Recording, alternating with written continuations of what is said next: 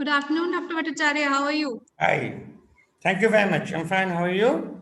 I'm fine. I'm fine. So we are going to start the session in another 2 to 3 minutes. Yeah, sure. Thank you.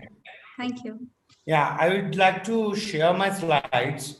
So in that case, probably you have to make me the co-host of it. Yes, so we are in the process of doing it. And as soon as I finish your introduction, we will give you the rights to share the slides That's and great. everything. So it will be done. Thank you. Thank you very much. Thank you. Thank you.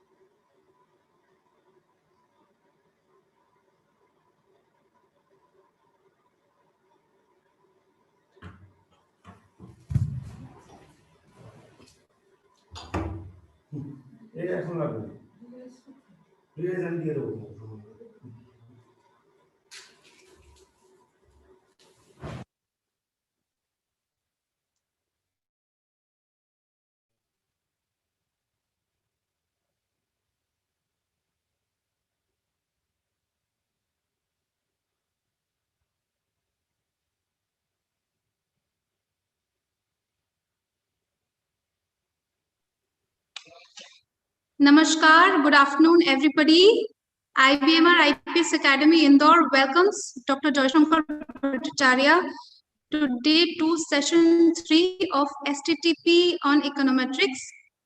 We cordially welcome you, sir. Thank you so much for joining us today. Thank you. Dr. Joyshankar Bhattacharya is an associate professor in IIM Indore. He has received his PhD in economics from the Faculty of Political Economy, University of Siena, Italy. Professor Bhattacharya has held 4-year fellowship during his PhD granted by DSU.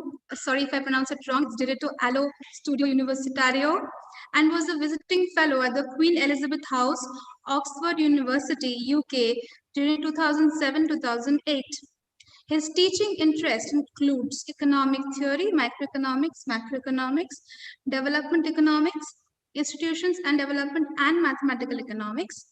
His research has so far been focused on microeconometrics applications on various issues of development. Thank you so much, sir, again for joining us today. Please, you can begin your session. Thank you very much. And I'm really grateful to Dr. Mukherjee for this kind and generous introduction of mine. Right. Thank you. And, I wish all the best to all the participants, right? So what I will be doing, I'll be talking about, as you have seen that I do microeconometrics on development issues. So what I will be talking about, I will be talking about an microeconometric technique which we frequently use while evaluating a development program, right? So I would like to share my slides. So Mukherjee, can I do that? Yes, Now, you can do that. If I want to We share are the giving you the screen, sharing rights. yes. So just check whether these are visible, right? Are the It PPTs is visible to visible. all of you? Yes. That's good. That's good. Yes, yes. That's good. Thank you very much. Now, see, let me tell you the story first. Generally, once we try to see the state, we can visualize two roles that a state plays. One is a sovereignty role, where the state works as a sovereign body, and it doesn't identify one from the other, right? And it does some program which is uniform for all, right? In that case, we can take our example of election voter ID or Aadhaar card, right? State doesn't discriminate one from the other. Everybody has to have it, right? And other than the sovereign role, we always see the state performing in another role, the role as the government. And when I see government working its, playing the role of the welfare state, then we see that they are mainly target a particular population, and the program is designed for them, and they try to implement the program as best as they can. And after that, the question of evaluation comes, right?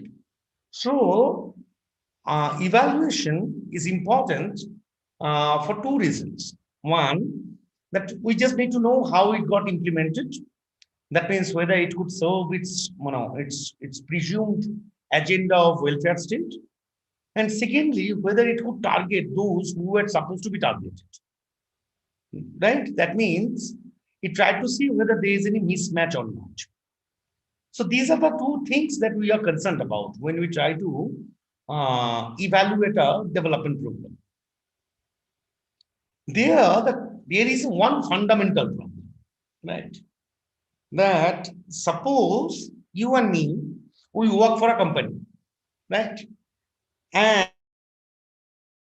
there has been a training program where you participated, and I did it. And at the end of the year, there is an annual evaluation procedure, and we got evaluated. You got a better score than me, right? So you participated and you got a better score in your annual evaluation, where my score was less than yours. From there, can we confidently say that the incremental gain of your annual score is because of your participation in that training program? Probably not. Because it can well happen that you are smarter than me. In any case, you would have got the better score than me. So, in order to find out the incremental effect of that, we have a self-selection problem. We call it a self-selection problem.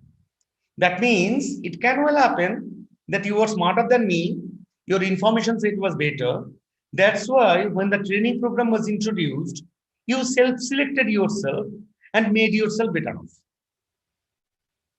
And obviously your annual evaluation was better than that of mine. So how can I identify the incremental role of the training program? For that, we need to design our setup in a more sophisticated way, right? Otherwise, this self-selection problem is very common. It's very common.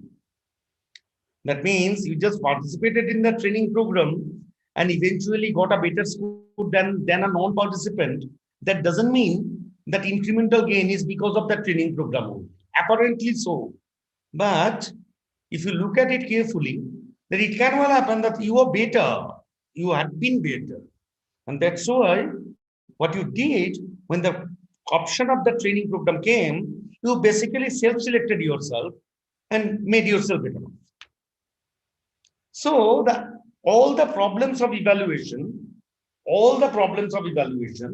that basically comes from that problem. We call that problem the problem of counterfactual. What is that? That means an ideal evaluation of the impact of a program requires a comparison of the outcome of an individual who participated in a targeted program with the hypothetical outcome of the same individual when she doesn't participate. But the problem is that at a particular point of time, we never observe the same individual participating and non-participating together. Am I making my problem clear? That either I see that you are participating or I see that you didn't participate. There is no way I can see you participating and non-participating together at a particular point of time. That means there is a problem of counterfactual. And there is a problem of counterfactual, and the problem is acute because here the biological counterfactual is completely missing. And what I need to do? I need to create a statistical counterfactual in order to evaluate that program. So this is the basis of any evaluation, or if you call deep and deep, or you call randomized control trial, right? This is the basic problem of any evaluation. Because you call it counterfactual problem or you call it self-selection problem. Actually, self-selection problem was first introduced by Heckman, and then Heckman offered some corrections. But it is something more, because I see you only once. That time either you are participating in that program or you are not included. So I can't simply compare you when you are participating with the proper counterfactual, what would happen when you didn't, because either you participate or not. So the statistical counterfactual is completely missing, and we need to create, the biological counterfactual is completely missing. And what we need to create a statistical comparison, counterfactual. This talk is all about how to create that statistical counterfactual, right? And yes, of course, I'll be talking about a particular technique, but I will try to give you an idea of what are the available techniques and what are their respective advantages and disadvantages, right? So if you consider, let me see that counterfactual problem in a more systematic manner, right? That suppose you have an outcome variable and you measure that with y, and that outcome variable was y naught at a particular point of time t naught, and some kind of intervention happened, some policy was introduced, and at a particular time t naught, the outcome variable was y naught. Now at t1, it is y1. There has been a shift of that outcome variable from y naught to y1 because of that intervention. My problem is, can I consider this entire shift because of that intervention only? Actually not. Because this outcome variable over this period from t0 to t1 in any case would change a bit, and it would become that y1 star. So the entire shift from y1 to y1 might not be because of that intervention. The outcome variable in any case would have been y1 star over that period of time. So ideally, if I need to capture the impact, then I should consider this part only, the difference between y1 star and y1. The movement from y0 to y1 star would have happened had there been no intervention also. Because over time, things change. So this is the problem of counterfactual. What I said, analytically, this is how you can, place it graphically. That yes, outcome variable is changing. It's becoming, y1 from y0 over the time from t0 to t1. But can I attribute this entire change to the intervention? When I do that, I presume that there is no inner dynamics within that outcome variable, which is a biased way of thinking. Because it can well happen that outcome variable would have changed over time. In any case, it would become y1 star. And intervention happened, so it magnified it, and now it's y1. So actually, the effect of that intervention or impact, whatever you call, is basically this difference between y1 and y1 star, not the entire one, y1 to y0. So how to solve this problem of counterfactual? Rather, how to create a statistical counterfactual when the appropriate biological counterfactual is completely missing, and rather when it is impossible to have biological counterfactual, right?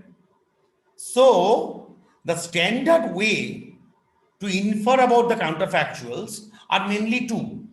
One, which is famous now, it was famous before, but after Abhijit Banerjee, Esther Duflo, and Michael Kramer got the Nobel Prize, everybody knows what RCT is all about, right? One is randomized experiment. They call it randomized control trial. I will talk about that also. But problem is that when I will talk about the randomized control trial, you will see that there is a skill problem in it. You need huge infrastructure, you need huge time, and you need huge money as well, and resources as well, to conduct a randomized experiment control trial. So if that is not available, and which happens quite frequently, right, in early career researchers, right, there are statistical techniques which we call quasi-experimental techniques, which tries to accommodate some features of this randomized experiment. That's why we call it quasi-experimental technique. And among them, the most fashionable one is matching. And among matching, the most popular one is something called propensity score matching. So I'll be talking about propensity score matching at length, right? And I will talk about the statistical foundation of it. And then I'll be making use of low scale work just to show how you can make use of propensity score matching. Now, see, when I worked on propensity score matching and when I had my own paper, of course, I will discuss that when I will talk about that. But I personally don't believe that that should be the benchmark to study the propensity score matching, right? Even if the paper is written by me, I have no interest to advertise that. In any case, I wrote that long back, it got published, my purpose served. But when I offer these, when I talk about matching and propensity score matching, I have a better stuff to read from, right?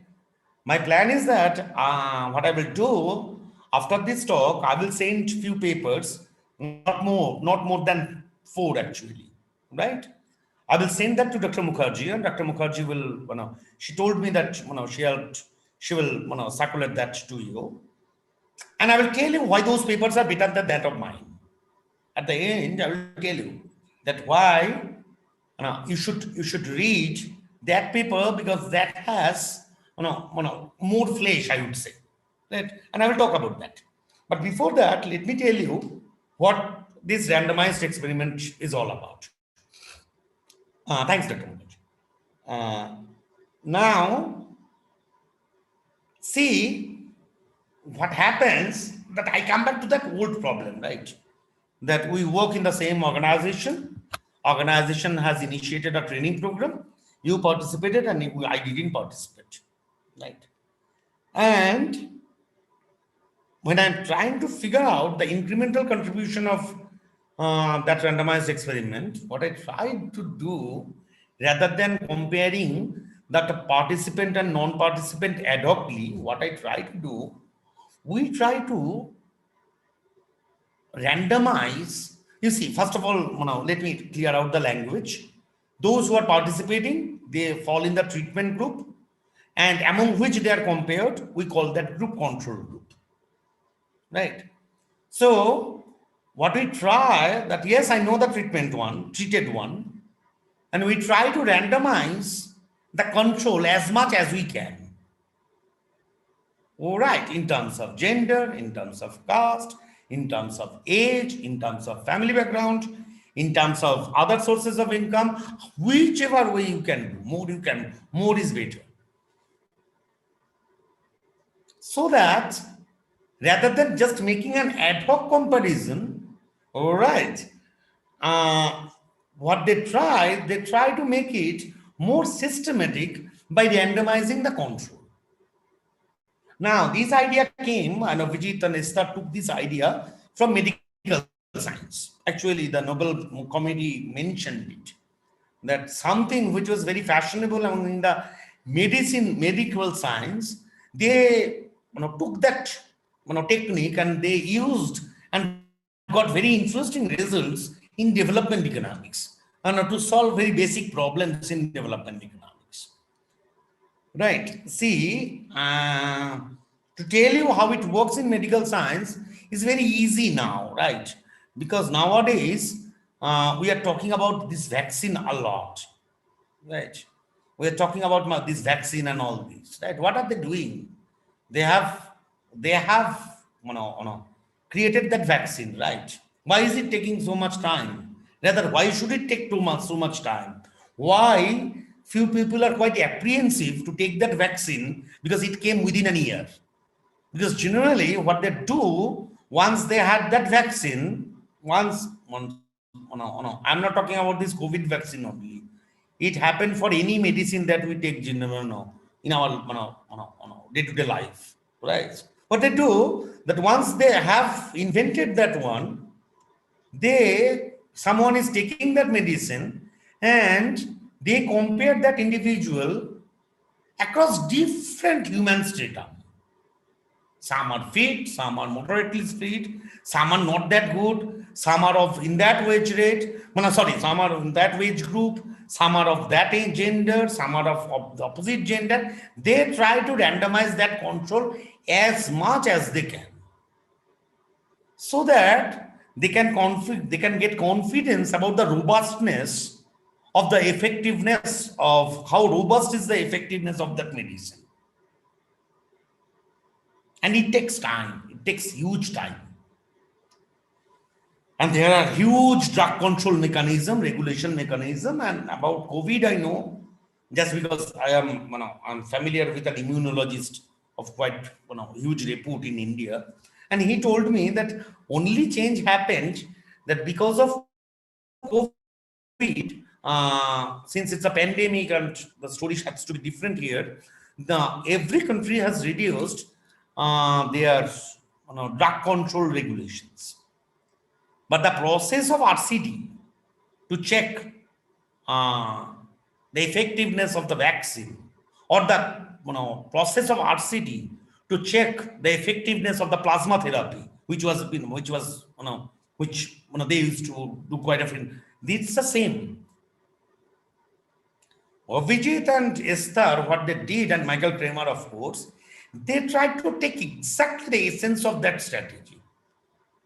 That okay, fine. Here also somebody is getting the treatment in terms of participating in the program, and while not comparing her ad hocly with a non-participant, let us randomize the control and let's see how robust is the incremental gain of participation.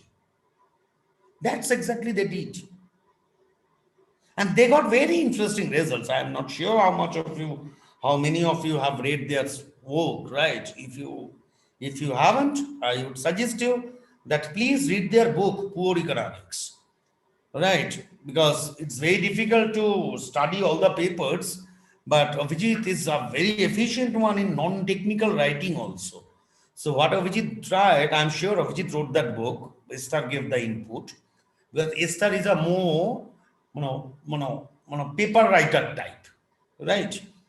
Esther is an efficient paper maker. Avijit is very efficient in non-technical writing as well. He writes really well. And I'm sure Esther contributed substantially to it. What they did, they talked about a whole lot of RCDs, right, which happened across the world, including India, and they tried to see that how we can get very interesting results by using the RCTs. Right? I give you, two examples, right? And what they did, they tried to see the little infant intervention can have drastic effect in some cases. Right. Now look at the what should I say, the chronology of Nobel Prize in economics. For sure, Vijit and Esther wouldn't get the Nobel Prize if Nobel Prize wouldn't give the Nobel Prize before before there to Richard Thaler. This is what Richard Thaler said. He has a book called Nudge, and he tried to see that he's a behavioral economics, or rather the founder of the behavioral economics and all this, that a little nudge can change a whole lot of things. And that's exactly Avijit and Esther. Actually, they took the mantle actually and made use of it in different fields across the world. In India and in Africa, Kramer mainly worked in Africa, whereas Avijit mainly worked in Asia, in this part of the world, India, and Esther worked everywhere, everywhere. Right? See, we have a notion, right? That on a small capitalist, small capital, on a small sailors and all, right? The small vendors, they suffer from capital crunch, right? And we believe that. We believe that. We look at a shopkeeper and we think that if he would get some additional money, he would have invested that in his shop and he could have done better. This is conventional wisdom, right? The conventional wisdom in economics, in textbook economics. That is, yes, he suffers from capital because he doesn't need much labor than his own. Only problem is his capital, right? So if you can arrange a loan mechanism, or if you can include him in the financial inclusive system, then he can make himself better off, right? This is the conventional wisdom in economics. More or less, we believe in that.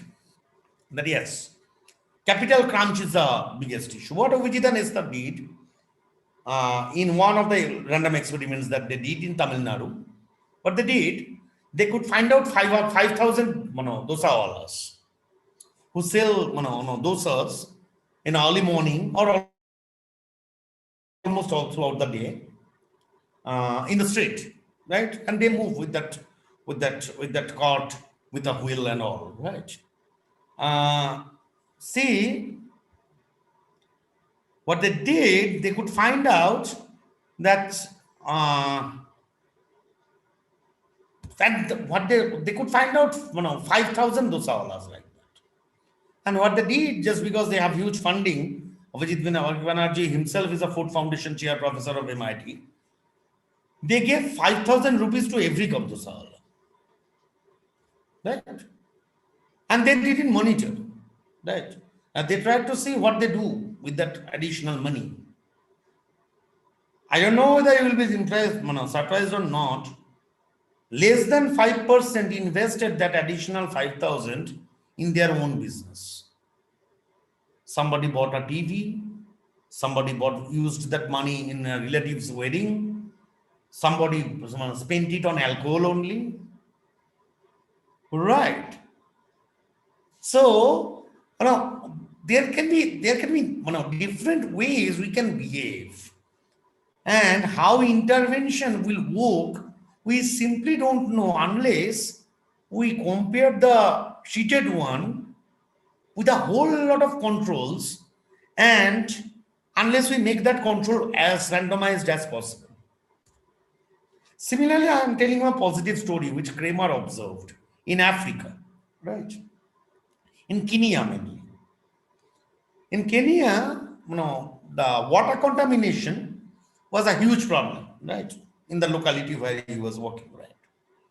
And deworming pills for the kids is almost necessary. But somehow the government failed to understand that the mothers or even the parents, they are not that interested in buying that deworming pills.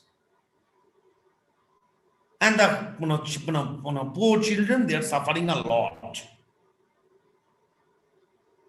Whereas deworming pills are not that costly, right? It's not that the deworming pills are very costly, but somehow they are not using it, and somehow government failed to convince them as well. And what Kramer did, with the help of the government, actually they work with government agencies as well, right? They are, the Abdul Jamil Latif Poverty Action Lab, JPAL, what they call. They work with government as well, right? So what Kramer did, Kramer said that, okay, fine, let us finance the first round of expenditure on deworming pills. Only the first round. And let's see whether this little intervention changes the behavioral pattern or not. Remarkably, it did. As soon as the participants understood the value of the deworming pills, they started buying it on their own by saving their money. But before, they were not interested at all. They were not interested because, try to understand, they have very little money.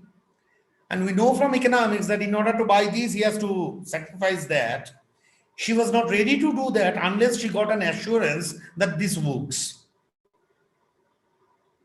And when government stepped in and financed the first round of deworming pills, they got that assurance that yes, it works generally, or rather it's worthy to sacrifice the some bit of other commodity in order to buy these deworming pills. Things went on like anything. Vijit and Esther are very excellent examples about Indian school education also, right? That they did a whole lot of randomized experiment in order to understand the reason of the dropout, right? Because we generally depends on we generally look at the conventional demand side and supply side problem on behind dropouts. There are some supply side problems. Schools are not there. Infrastructure is not adequate, right? Or the distance from the school is huge. There are some supply side problems, and the demand side problems mainly relates to the typical conventional stereotypes. But there can be more, and that can be interrogated more closely if you try to make it more of a micro analysis. And Vijay had very interesting answer when he was asked that why don't you answer big question. Yes, true, he got criticized initially, right? Because if you look at his career, he has a flourishing career actually. He worked on many things, right? A guy who graduated from Harvard working on information economics, because Eric Maskin was his PhD guide. He worked on theories of growth or the endogenous growth theory a lot, and some of his papers are incredibly valuable. Then he worked on institutional economics. He has an American Economic Review paper with Lakshmi Aya on about the institutional evolution of Jamindari and Rayatdari system of in India. And that year paper is something, a seminal one. And then when it shifted to Art City, I just know because of Vijit's one unfortunate that Vijit comes from my city only. So I've been listening to Vijit for a long time, right? That he has a habit of going back to his hometown Calcutta, home city Calcutta every year, twice at least. So when he used to do these art cities, he used to present that in presidency in Yadupur. And as a student, I was fortunate enough, or rather, we were fortunate enough to listen to some of his results before they got published. Right? So there, Vijay once told us that it's a very funny thing that I get criticized that yes, I was doing very nice things. I was working on growth. I was working on institutional dynamics and all those are big questions to be answered. Now, why am I so concerned about very small things? These are very small questions compared to the big ones, right? Initially, he got criticized. That means is he devaluing himself because Vijit, the kind of prolificness that Vijit has was well known when he was a student, even. Right? Right. Not because he was the son of a very famous teacher in Calcutta. Yes, he was. His father, Deepak Banerjee, was a reputed teacher of presidency. But everybody knew what Vijit Banerjee is all about. Right? He's incredibly prolific. Right? Can think of problems in multiple dimensions. So initially, Vijit used to listen this quite frequently.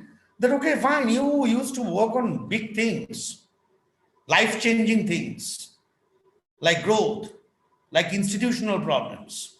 Now, why are you concerned with these small ones, right? These problems are qualitatively small than that of growth and institutional dynamics and all. And Uvijit answered quite interestingly what he said, and he's still maintaining that. He actually reiterated that in his Nobel lecture. That yes, I perfectly accept those are very big questions, but these are also relevant questions. What I try to break the big questions into a number of small ones, and I try to answer them individually, so that it will be easier for us to achieve the bigger one. That's exactly he's doing. That in order to decide ad hocly what to be done for a locality, what he is doing is trying to see the problems in a very, very micro level, right? And see by using these RCDs the results of interventions, right?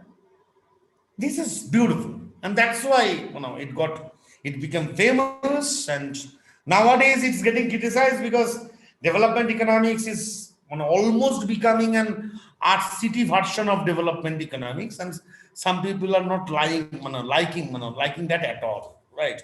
And that criticism is on for the last 4 years or so, right?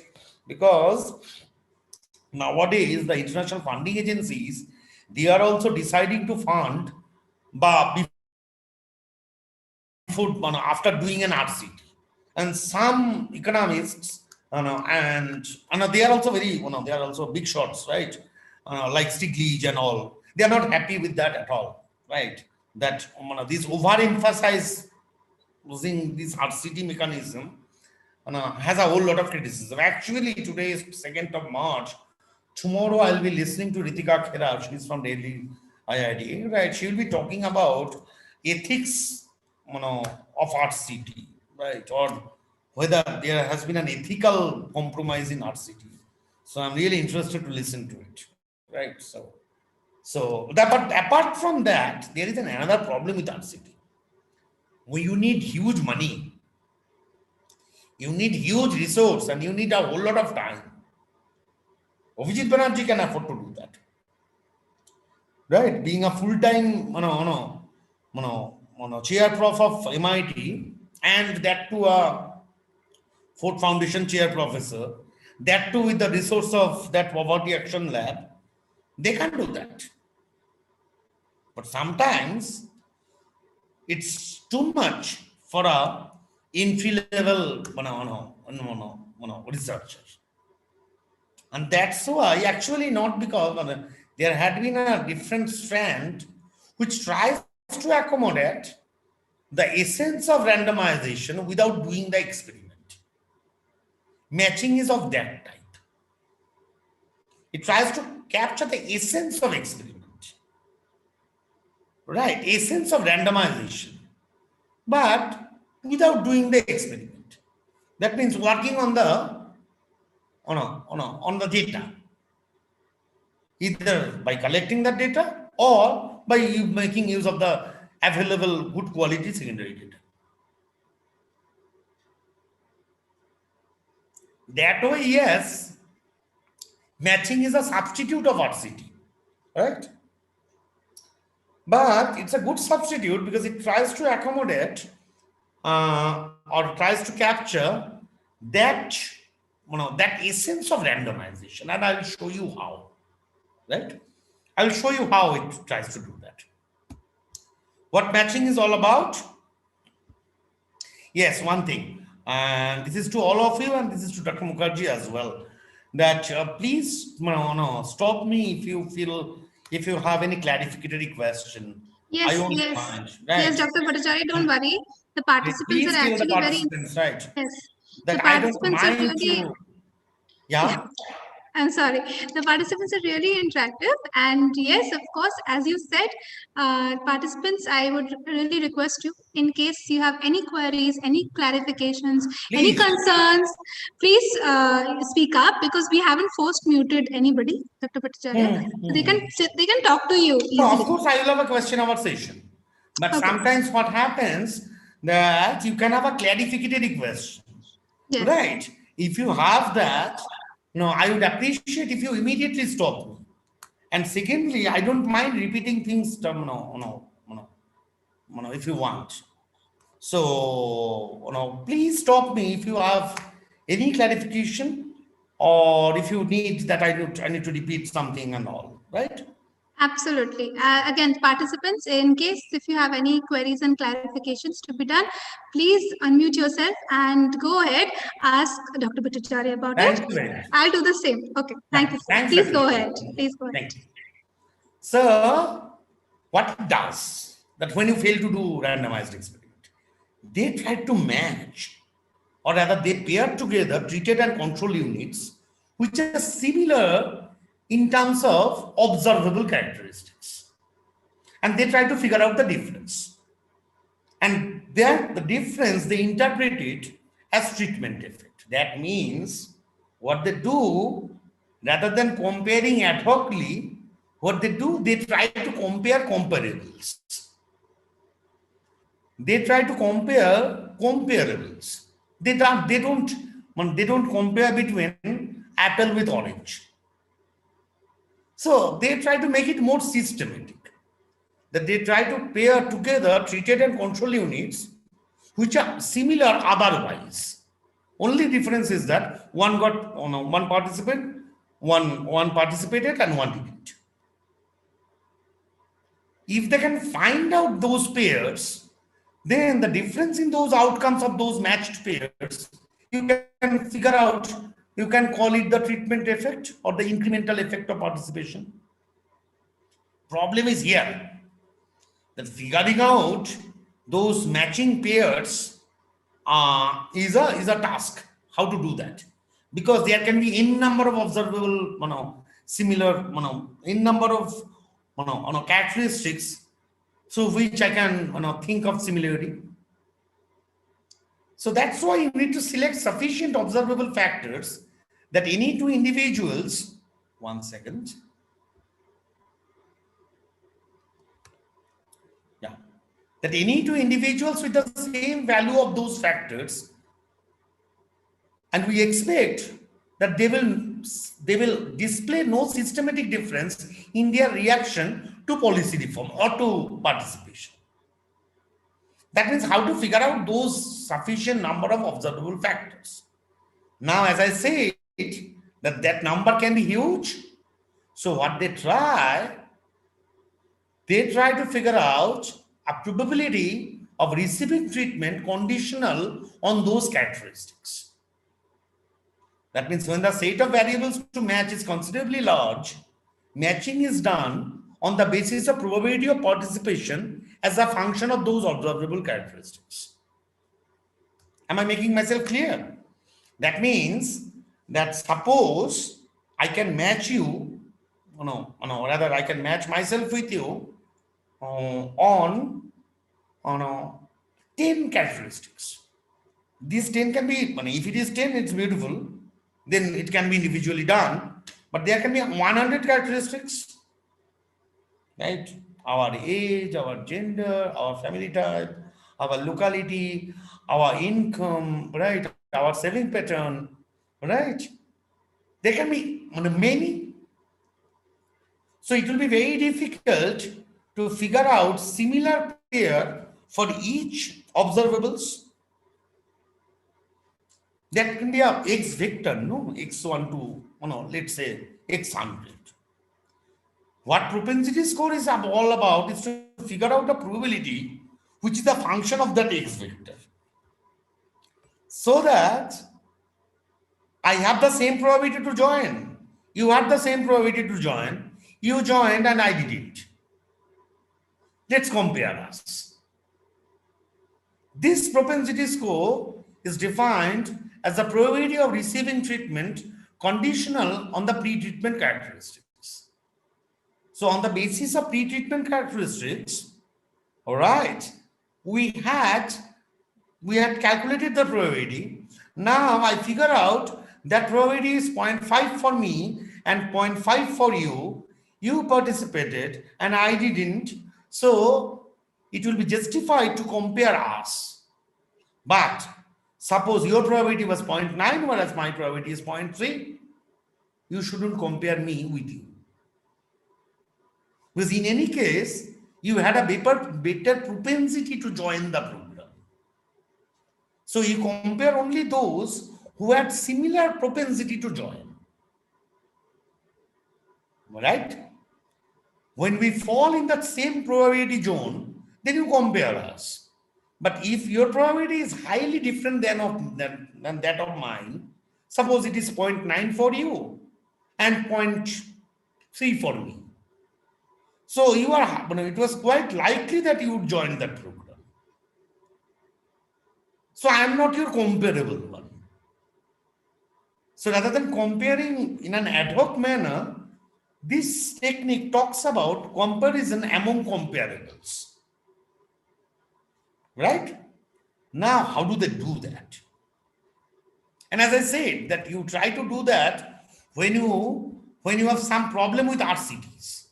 Right? Because as I understood, if you read poor economics also, and as I told you the story, it's an expensive phenomena, time-consuming phenomena. It's beautiful, but sometimes you might fall short of the scale in your early career. So but the problem lies, right? That means you can't, unless you solve the problem of counterfactual, or you call it counterfactual problem or you call it self-selection problem, unless you check for that, unless you control for that, you cannot sell your paper, right? When you are comparing ad hocly and write a paper on that, immediately the first review will come that you didn't control for the self-selection problem. But you don't have resources to do a randomized experiment. So in such a cases, we can have this quasi-experiment techniques, and I'm talking about the most fashionable one among the quasi-experimental techniques, right?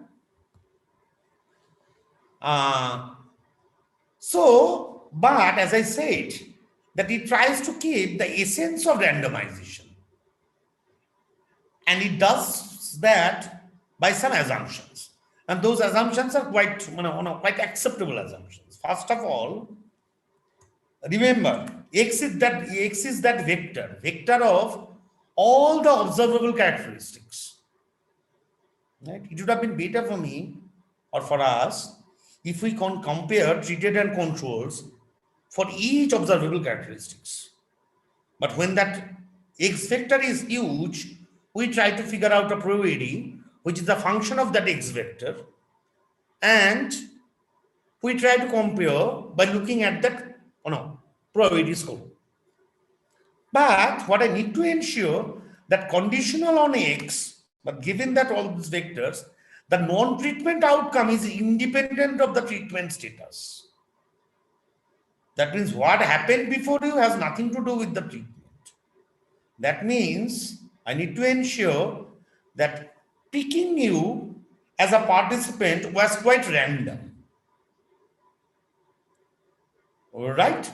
As it happens, all the BPL families will get this treatment.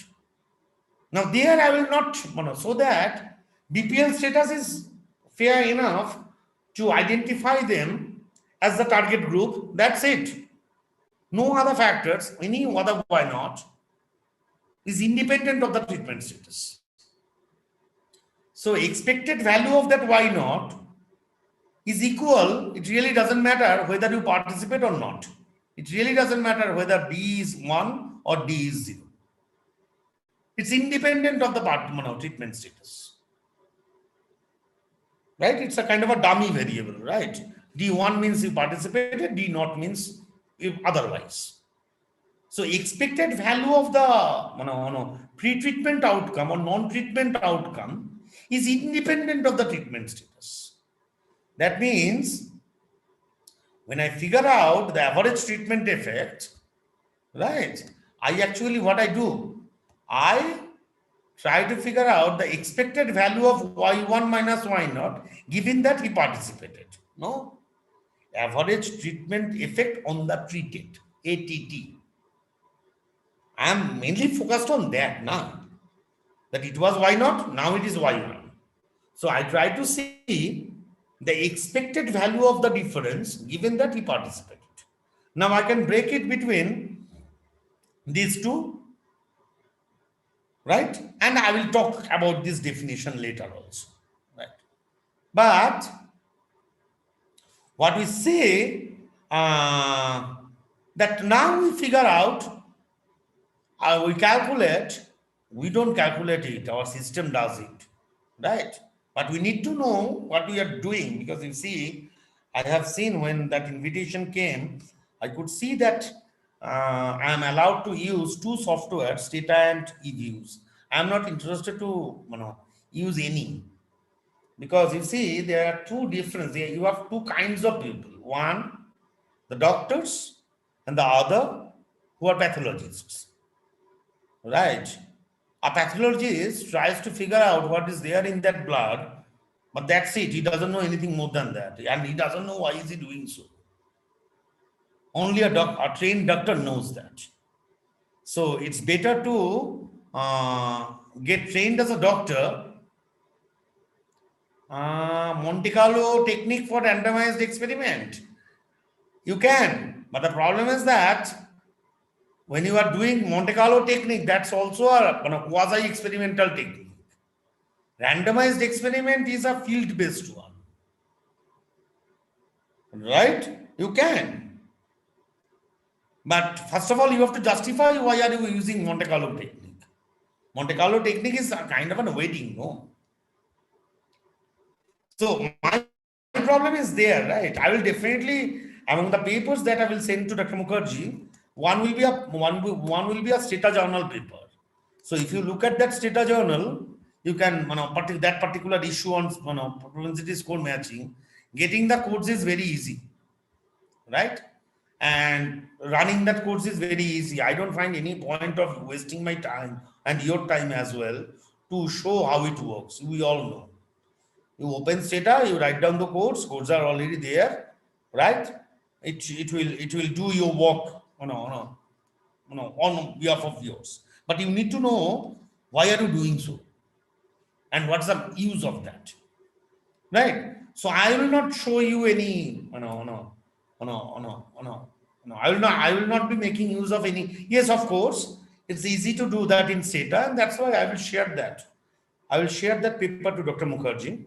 And that paper is a SETA journal paper, right? That means it has nothing in it. It has all those codes. I'll be talking about those things, and that journal, that paper has all those codes, right? And there are other papers which I'll be talking about. They have made use of propensity score matching, and they have done it really well. And I will tell you why.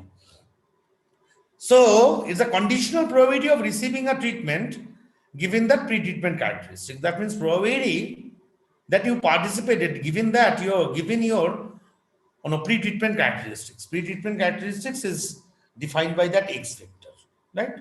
So that you can figure out the average treatment effect on the treated. And you see, you can find out two expectations, right? One is inside and there is an outer expectation. The outer expectation is over the distribution of probability.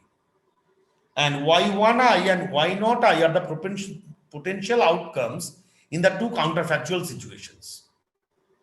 One is treated and one is not treated. So, but there are two lemmas and you need to satisfy that, right? You will not satisfy that. Your system will check that, right? And if those lemma are not satisfied, then you cannot do propensity score matching, right? So it can well happen that you have your data and I tell you the code and you write the code and you run it perfectly, you are not getting the results. So what will be your, how will you solve it or how will you qualify it? You will check that whether these two has been maintained. One is about the balancing of pre-treatment variables given the propensity score. That means, simply speaking, given your probability of join, your joining is independent of the unobserved characteristics. That means observations with the same propensity score must have the same distribution of observable characteristics, independent of treatment status. That is how it tries to incorporate the essence of randomization. That means for a given probability or propensity score, exposure to treatment is absolutely random. And therefore, treated and control units should be observably identical. Otherwise, everything was same about us. We share the same gender, we are the same age, we are living more or less in the same type of families, we are from the same locality, all right? And we are from the same locality, we have the same monthly average, everything is the same. That means our exposure to the treatment was absolutely random. And then you participated and I didn't. So it will be fair to compare us just because otherwise we are the same, or almost same, because you cannot find out the exact same. That's why we are discussing all these, because the biological counterfactual is completely missing. I have to create the statistical counterfactual. I cannot see you twice at the same point of time, that you are participating and you are not participating. Because at a particular point of time, either you are treated or you are at control. Right? That's my problem. That's where I started. The entire story starts there. The problem of not having a scientific counterfactual. And all these techniques that I'm talking about, all are basically in order to create a statistical counterfactual when the biological counterfactual is absolutely missing.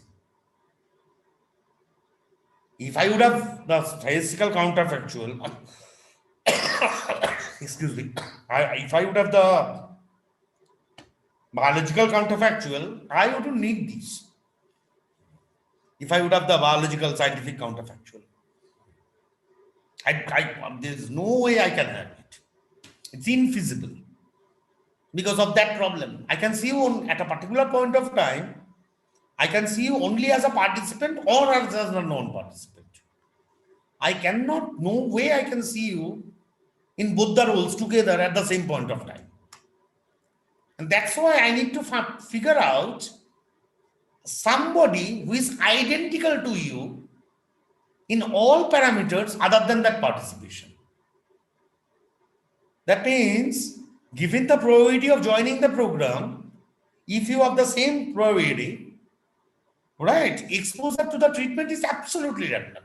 I had the 0.5 probability of joining, you also had the 0.5 probability of joining. And there was no other influence on us, me. So exposure to the treatment was completely random.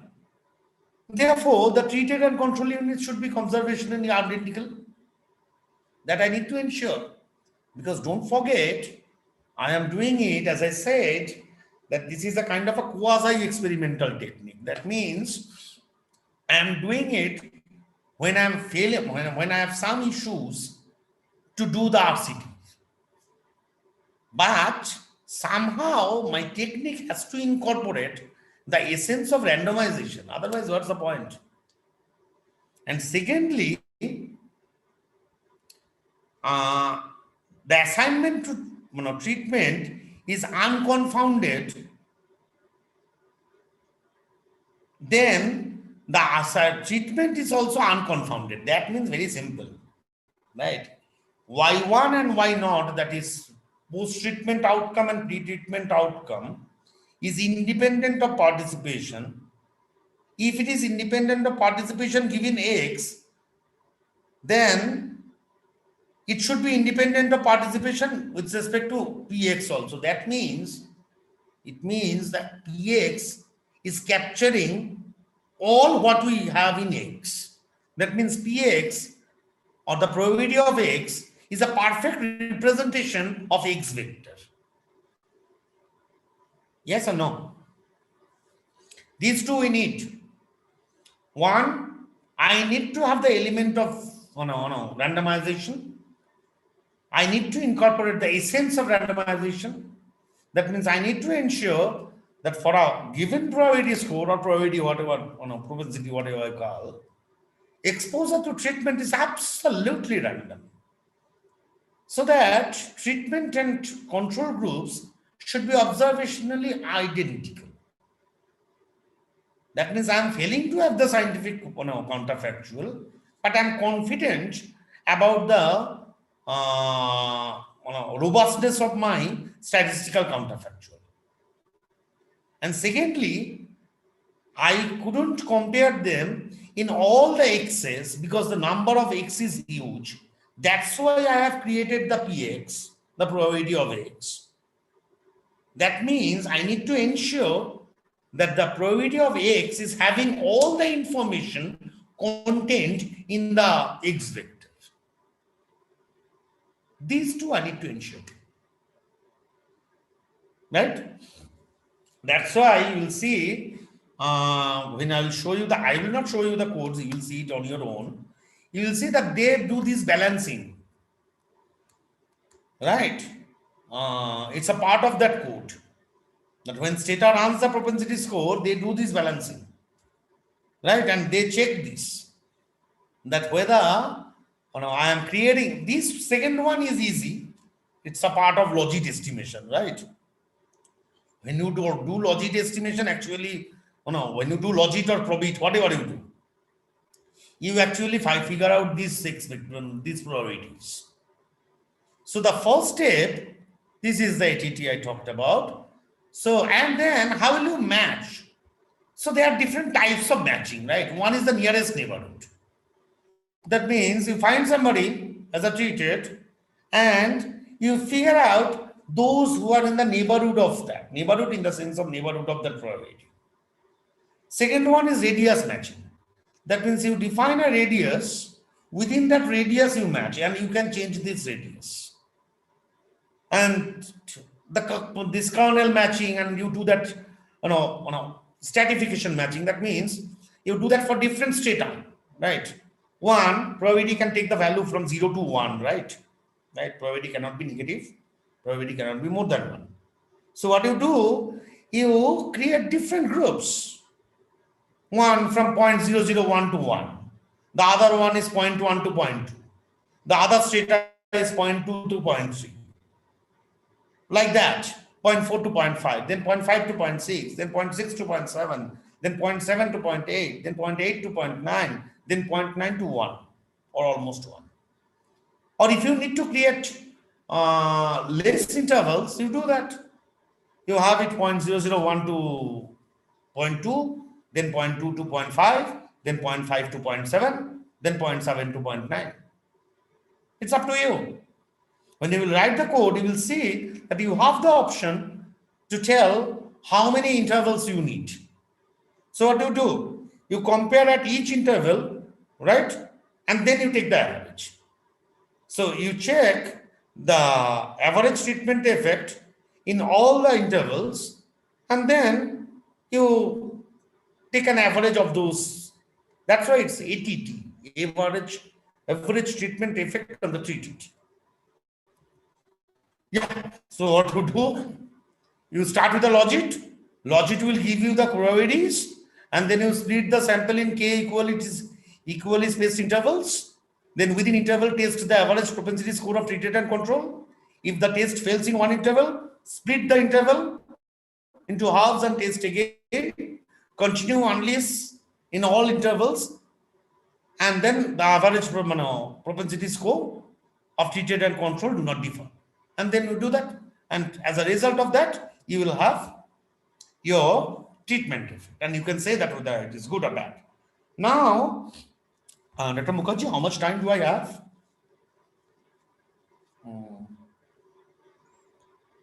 Hello. Hi, Dr. Mukherjee. I was just wondering that how much time can I have?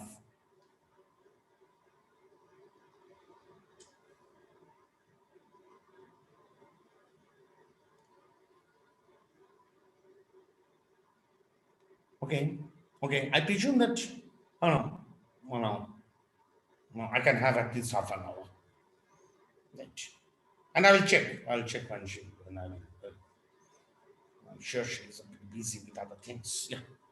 So what I do, I give you one example, right? And I'll talk about a paper which I worked long back, and I'll talk about the paper. Definitely, I will talk about the good side of it, but I will talk about the one problematic side of it as well.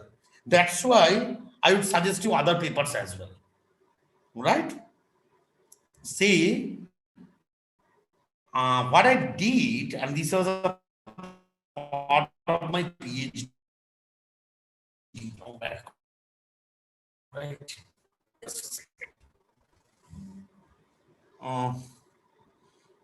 I was working on women self-help groups, right? In Bengal, in West Bengal. There, the same problem happens, right? Should I compare ad hocly, or should I compare the comparables? It was highly affected by that self-selection problem. That means, suppose I'm comparing two individuals. One is a member of a self-help group, women self-help group, the other one who is not, and I get a better result for that woman who is a member of that self-help group. Does that mean that this incremental gain is basically because of participation in women self-help groups? Actually, no. It can only happen that woman was smarter. That woman was more intelligent. She was smarter, and that's why she self-selected herself when she got the option of joining the self-help group. So the same problem is there. So I try to make use of the propensity score to get the treatment effect, right? But first of all, I need to have a outcome variable, right? And I'll compare a woman who is a member of a self-help group with somebody who is not a member, right? But I need an outcome variable which is to be compared. That's a part of another paper in that at all, right? Because we tried to see that whether the incremental role of of participation in women empowerment, and I tried to view women empowerment as capability enhancement. I considered three major capabilities, and I made use of a particular type of a structural equation model, which was multiple indicator, multiple cause, mimic type of model, so that I could have an empowerment indicator or women empowerment, whatever you call, for each. That's the part of this paper, right? And I'm not discussing this at all, right? This has nothing to do with evaluation, right? This is to figure out. No, I will compare, but I'll compare. For that I need to have an outcome variable. This paper is all about to figure out how to get that outcome variable and what is my outcome variable. So this paper got published in Poverty and Public Policy long back, right? And it's a Wiley one, right? It's a US publication, so it's a but I'm not discussing that paper. So now I have the initial problem that I had is I'll compare among whom, among on what. So I have that outcome variable that I will compare the participant with that of a non-participant. Then the problem happened. So the question is that can we observe the same individual participating and non-participating at the same point of time? No. So again, the problem of counterfactual was there. So biological identical pair was missing. We had to construct statistically identical pairs. So we need to have an ideal evaluation methodology. I have already talked about. But there was, that you see, there has been this, if you consider 2000 to 2012, this decade was the decade of microfinance, you can call it, right? It was a decade of the heydays of microfinance self-help groups. So figuring out a non-member is a very difficult task. Everybody is somehow a member, even if that member is not working, that group is not working at all. So we wanted to emphasize more on active and passive participation rather than participation and non-participation, because I'm telling you, this is probably that you can observe also, not only by me, not because just I'm a student of political economy, that eventually it becomes a political game of numbers, right? Government initiates a program, and then government officials go to the villages and they accommodate whomever they get in their vicinity. So rarely you find out a non-member. Everybody is member. But you ask them about the quality of their working of their group. Most of them doesn't know where the group lies. Most of them never had a group meeting. So for us, what we thought, and it really worked, and that's why we could sell that paper as well. That's why we could find out an audience of that paper, that we just didn't look at the participation and non-participation. We tried to see, we emphasized on differentiating between active and passive participation. And then by making use of that technique, propensity score matching, we tried to talk a bit about mismatch and target and outreach. That I will come at the end. So what we did the difference in difference. We had only poor women will be targeted in SHG participation. So those who are economically better placed wouldn't have much interest to participate. So there is a typical participant constant. That is, typical non-random sample problem, a part of the population will have no chance of being included in the program example. In any case, the program will not address all. This program, if you consider the self-help women self-help group program, it will never try to address the rich women or women from the rich families or women from the middle class families even. So actually, a typical non-random sample problem that a part of the population has no chance of being included in that program exam because it's a poor only program. That's why what matters to us is more not the average treatment effect, rather the average treatment effect on those who are treated. The notation is ATT, and I showed you what ATT is all about. And propensity score matching, I discussed at length. So observations are called in different groups in terms of pre-treatment characteristics. Observations in each group have same propensity to participate. Out of them, some are participating, some are not. So the difference in outcome variable between two subgroups can be attributed to the program participation. So that's what, as I said, that I had to maintain the balancing property. I had to ensure that pairing together treatment and comparison units that are similar in terms of other observational characteristics. I had to ensure that conditional or independent of treatment status, all the lemma that I talked about, right? Then we could do that, right? So we estimated the propensity scores. We didn't do that. Stata did us for us by using a logit estimation. We estimated the response differences on the basis of estimated propensity scores, and then we average over all the pairs. That means agents, I'm talking about economic agents, with similar propensity scores are considered as a match. That means, suppose there is a region 0.2 to 0.5.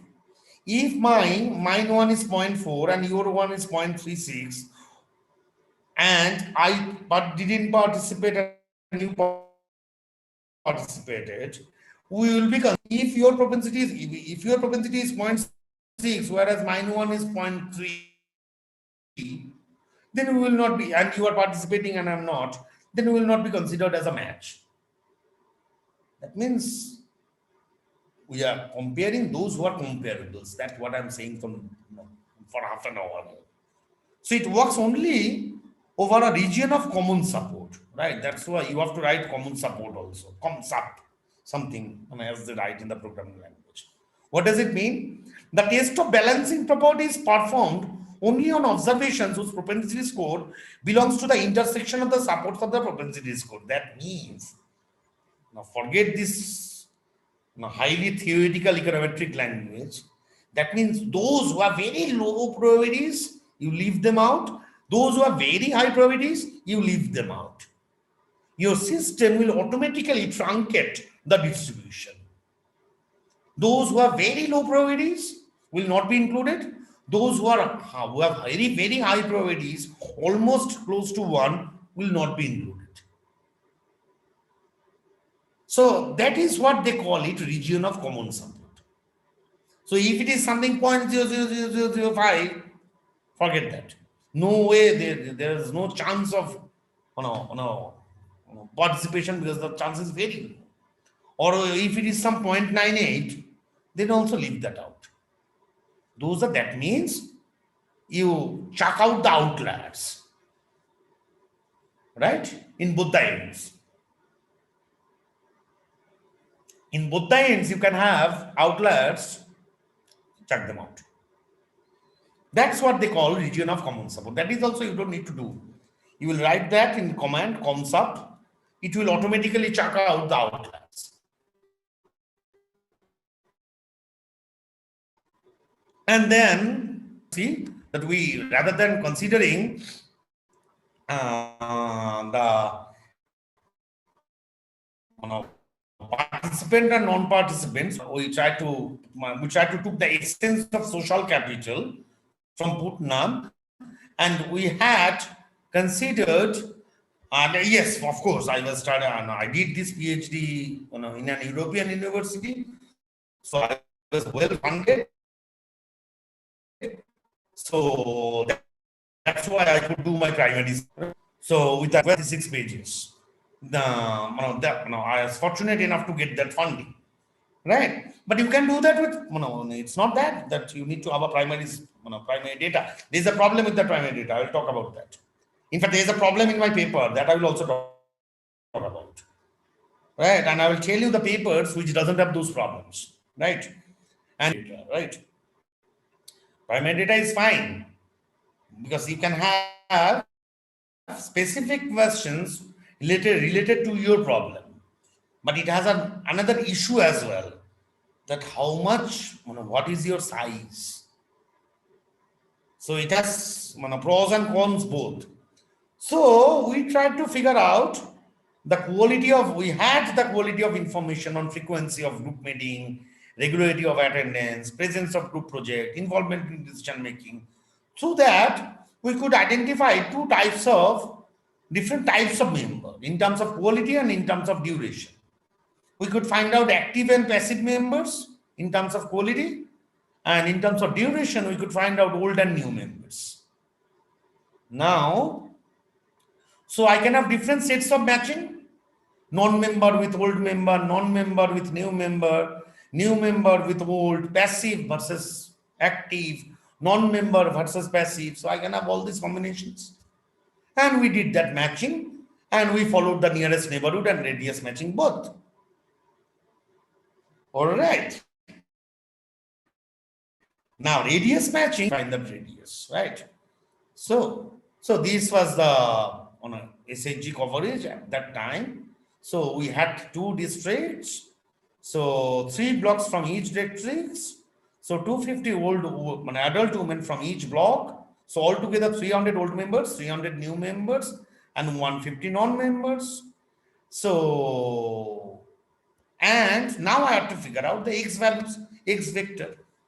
So what I figure out, that empowerment is expected to be influenced by pre-treatment covariates that can be social status of the woman, like marital status, caste, religion, status within the household, like age, relationship with the household head, household size, economic status, occupational status, living condition. We had a living index, housing index, followed by what we usually do in case of NFHS also, and presence of awareness in upbringing. Somehow I introduced it and got very good review on that I took mother's education. I took mother's education as a reflection of the presence of awareness in the upbringing of that woman. All right. And then after doing the matching, you see, I got my ATTs, and for each FTT, I got T values. Some were significant, some were not. So I could figure out that positive ATTs that confirm that empowerment enhancing potential of SHGs. Never ever I got it negative. Right? Magnitude might different, but I never had a problem of the sign. So no way I can call it that participation in SHG is bad. It's good. Everywhere it's positive. And then I could figure out that District of Hooghly experiences greater effectiveness of SHG. Those who are familiar with West Bengal, you'll see that this district has a long history of cooperative movements. And I could see the reflection of that, right? That those who had an experience of working in cooperatives, they know how institutions of social capital works, because that had a stronger footing and a longer history as well. So those women picked up quite easily when that new program in the shape of SHG came. So for both nearest neighborhood and radius matching, I could see that active participation leads to improvement in women empowerment rather than passive participation. And active participation consistently yields empowerment only in certain district level local conditions captured by strength of cooperative culture, as I was telling you. Then this is something that we did. We tried to see that, okay, can we infer something targeted program, and that has a huge scale. This mismatch is very common. That means we go for a number game. Government tells us that we should have 200 groups by next month. And the bureaucrats, they go to the villages, they pick up those who they get in their vicinity and make them the members. Right.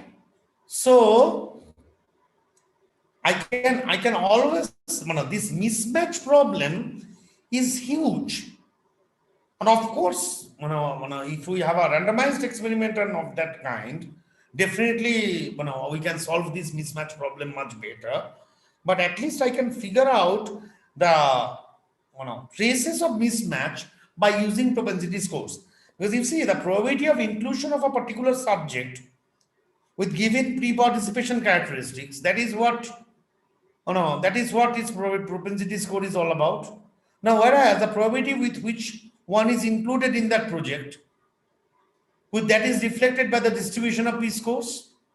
If the relative frequency of those with low probability of inclusion is even lower in treatment group, we start getting, because those who are a very low probability of inclusion, right? If I find the relative frequency even lower in the treatment group, then I completely missed them out. Then I can question the efficiency of the project implementation. I'm sorry, excuse me. That we could found out. That we could see the the large difference between treatment and control in the median region. And from there we could say that the inclusion of those with low propensity scores is lower in the treatment group compared to the expected share of the representation suggested by the propensity score of the control group, counterbalanced by the more than proportional representation of the high propensity scores. So this mismatch we can attribute to the supply side bias, which I was talking about, involved in inappropriate program implementation. That means we didn't look at the demand side problem of it. That means who is coming out to become a member. Rather, we simply played a number game. Because we have been taught, the bureaucrats, think about the bureaucrats. Government told them that we should have, right, and the bureaucrats went to the villages. They could figure out whoever they got in the vicinity of them and made them the members. And without knowing anything, that lady became a member. That group doesn't meet. She also doesn't bother, because in any case, she doesn't need it. Official told her that, okay, from tomorrow onwards, you are a member. She said, okay, fine. Thank you very much. That way, what we did, we missed those who were actually looking for some kind of this opportunity. Right? But again, this is what I tried to infer, that where the bonding through the social capital was present, the providers reached them at a relatively lower cost. Where those who are weakly connected, they remained outside the network. That means where the bonding social, because I don't know whether you are familiar with the literature of social capital. Social capital can be two types, right? One is bonding, other is bridging. Nowadays, people are talking about another type of social capital. They're calling it linking. But let me tell you by giving you the example of Facebook, right? What do? You try to figure out your old friends, right? And you try to accommodate them in your friend on your bonding capital, which you already had. Now in Facebook, you share photos, you talk about things and all this and that. Through that, you reach to a new set of people who were not known to you, and they become your Facebook friends. That's a kind of a bridge. In social capital language, they call it bridging capital. So social capital can be of two types, bonding and bridging. And nowadays people are talking about Another type of capital, what they're calling linking capital. That means getting linked somebody who is in power or who is in authority, so that you get your scope to be heard. So what we could see in our results, that where bonding capital was there, this program could magnify the effect of that bonding capital, but couldn't manage to develop bridging type of social capital, right? Because it to fulfill the administrative targets, right? It just grew on like mushroom, right? To fulfill the administrative training, my God, target, as I told you, that you have to make 200 groups by tomorrow. Actually, the quality of the groups are bound to be compromised, and the target overshooting is only expected. That is what we have seen. But those are issues related to empowerment and group development stories, right? But my talk is, as you know, that your this program is mainly on econometric techniques, so I'm not focusing on this part. Let me tell you the problems that I had in this paper. On the problem, that's why I would suggest few other papers and some are seminal as well. Because you see, when I have treated, as I told you, that I should have more control than treated. Ideally, you should have 5 times control than a treated one. That means if you have one treatment group, one individual which got the treatment, you should compare her with at least 5 similar women or 5 similar men.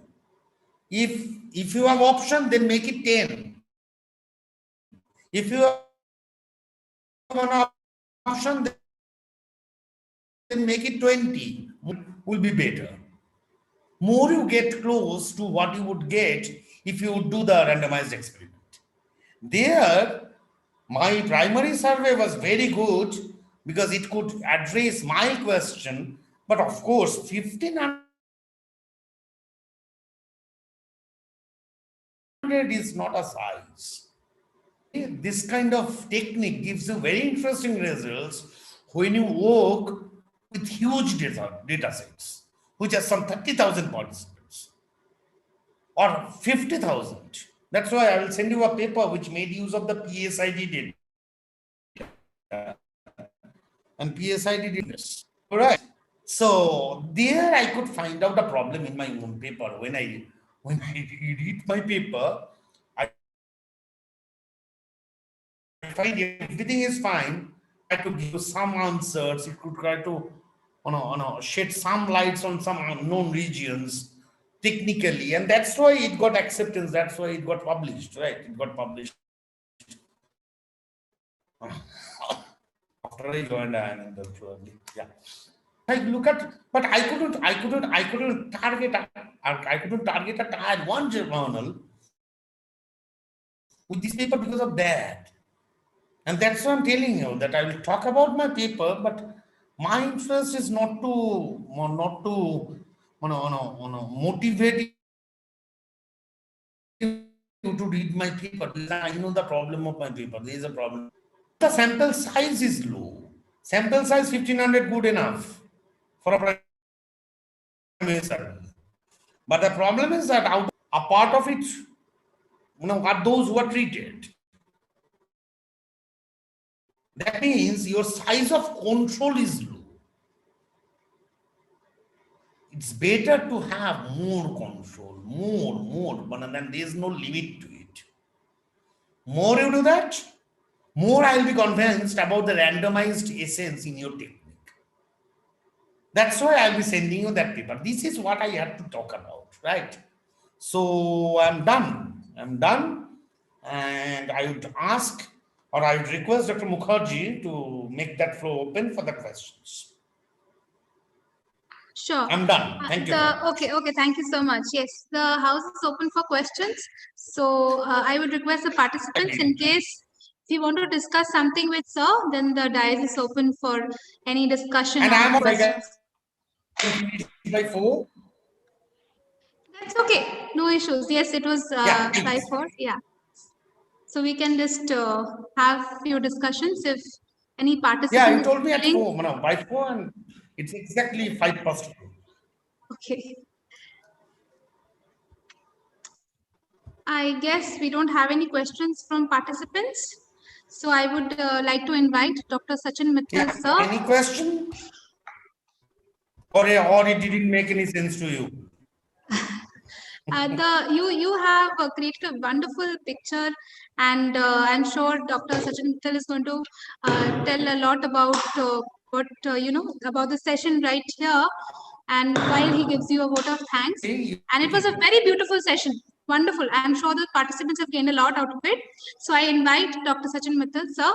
Please give a vote of thanks to Dr. Bhattacharya. Thank you, Pallavi ma'am. Before I present the vote of thanks, dear participants, we will be happy to listen from you if you want to share your feedback about the session, your views about this session. That would be better. Issues, I think. Yeah. So participant, if you can share the views or the feedback of this session, that would be better. We will get this information. Sorry, Dr. Mukherjee, no, there was some problem with the... Yes. Yeah, no, please carry on. Yeah, dear participant, that we will understand you are not really sleeping if you will say something.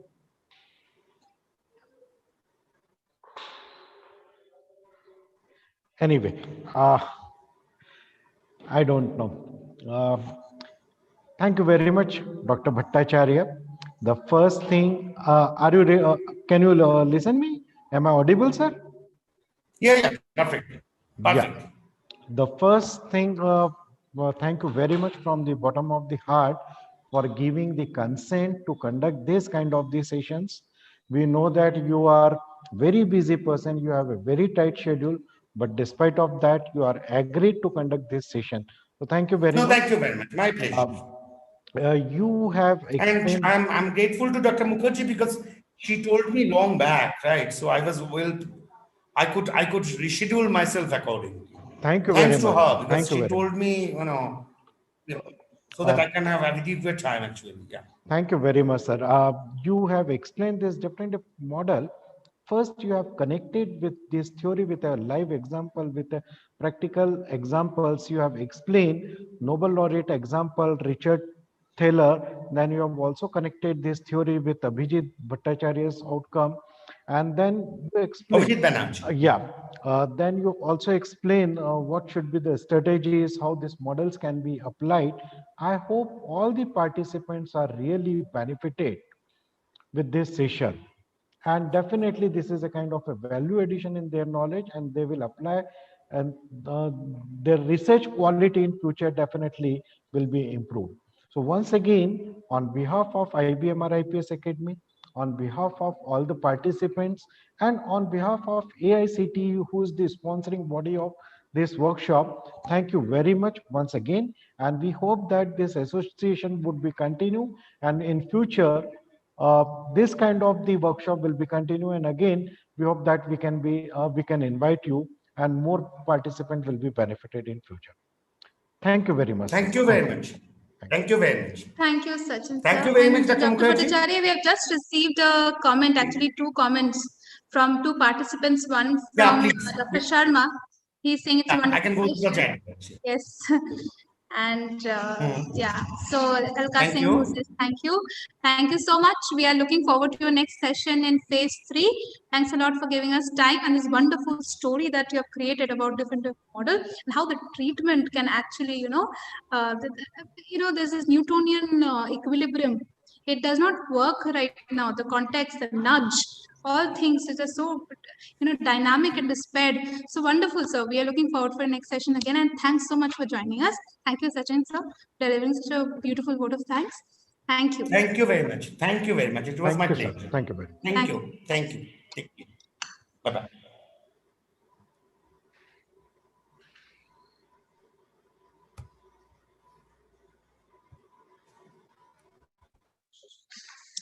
Dear participants, tomorrow we have a session. Yes, feedback link. I think feedback link is about to be shared. I would request Dr. Sunita, please share the feedback link with the participants so that they can mark their attendance. Tomorrow's session would begin in the morning, 10 a.m. sharp, and Dr. Preeti Sharma is going to join us tomorrow, and she's going to teach panel data and a lot about fixed effects and random effects. There's going to be data applications as well. So please join on time. Please be on time. Those who have joined late today, I would request from the entire organizing committee that we don't want to log the meeting. So please, it's a humble request, please join on time so that we could do justice with the resource person and we could start our session on time. Thank you, everybody. Have a great evening. We'll see you tomorrow.